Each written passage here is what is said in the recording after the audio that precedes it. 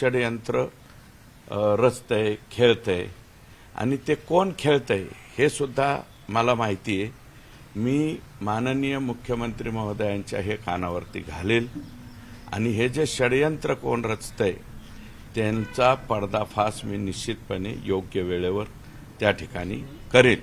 आणि आज मला वाटतं प्रदेशाध्यक्ष आहेत आमचे, प्रदेशाध्यक्षही आज सकाळी व्यवस्थित त्याच्यावरती बोललेत आणि मी धनंजय देशमुख आणि मस्सा जोगकर यांचंही मनापासून आभार मानणार आहे की त्यांनी ठामपणे विश्वास माझ्यावरती दाखवलाय।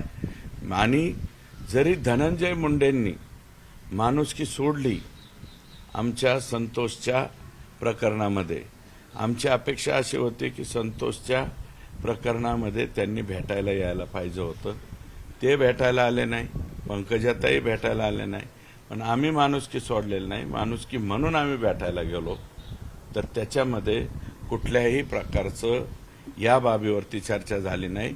आणि बावनकुळे साहेबांनी सांगितलं ना की सुरेश धस जरी त्या दिवशी भेटले 25 दिवसापूर्वी भेटलो तरी मी माझ्या भूमिकेवर ठाम आहे आणि संतोष देशमुखच्या बाबतीतल्या भूमिकेवरती मी कालही ठाम होतो, आजही ठाम आहे, उद्याही ठाम होईल आणि याच्यातल्या सर्व कायदेशीर बाबी आणि याच्यावरती मी स्वतः काम करतोय।